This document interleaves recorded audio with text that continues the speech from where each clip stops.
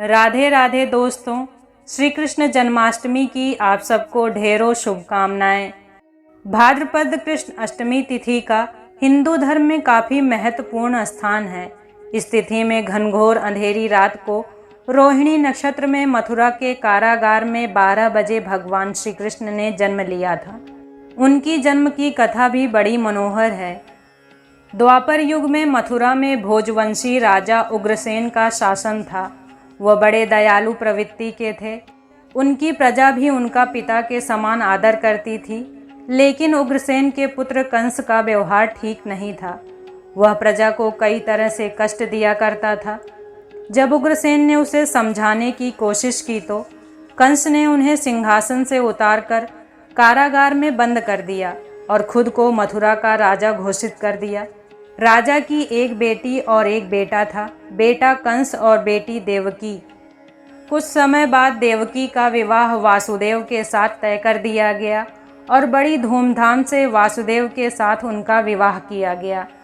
लेकिन जब कंस देवकी को हंसी खुशी रथ पर बिठाकर विदा कर रहा था, उसी समय आकाशवाणी हुई कि देवकी का 8वां पुत्र ही कंस का वध करेगा। इतना सुनते ही कंस के पैरों तले से जमीन खिसक गई।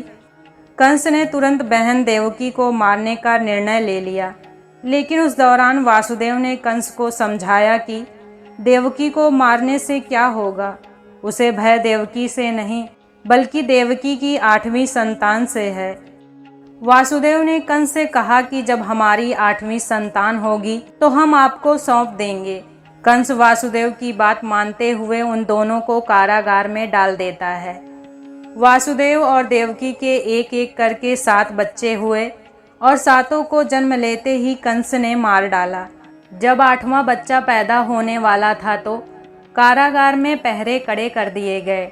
इसके बाद भाद्रपद के कृष्ण पक्ष की अष्टमी तिथि को रोहिणी नक्षत्र में देवकी की 8वीं संतान ने जन्म लिया। आसमान में घने बादल छाए थे, तेज बारिश के साथ बिजली कड़क रही थी और भगवान श्री कृष्ण जन्म लेने ही वाले थे। रात के ठीक 12 बजे कारागार के सारे ताले अपने आप टूट गए और कारागार की सुरक्षा में लगे सभी सैनिक गहरी नींद में सो गए। उसी समय वासुदेव और देवकी के सामने भगवान श्री विष्णु प्रकट हुए और उन्होंने कहा कि वे देवकी के गर्भ से 8वें पुत्र के रूप में जन्म लेंगे। इतना ही नहीं, भगवान विष्णु ने कहा कि जन्म के बाद वे उन्हें गोकुल में नंद बाबा के यहाँ छोड़ आएं और वहाँ अभी अभी जन्मी कन्या को कंस को लाकर सौंप दें। वासुदेव जी ने ठीक वैसा ही किया।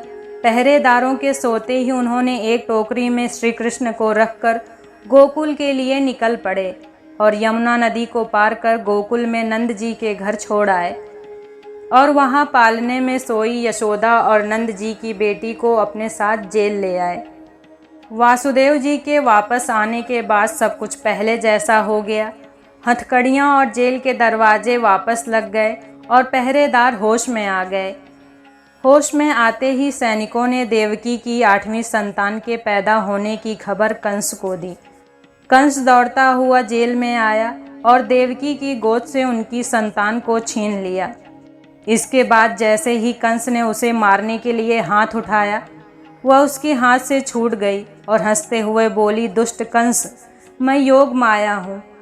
तुझे मारने के लिए भगवान ने गोकुल में अवतार ले लिया है। अब तेरे पापों का अंत निश्चित है। यह बात सुनकर कंस घबरा गया।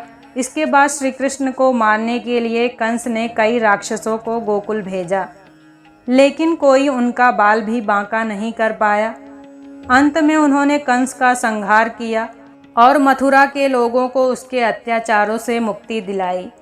दोस्तों, भगवान श्री कृष्ण की अद्भुत जन्म कथा आपको कैसी लगी, कमेंट में ज़रूर बताएं।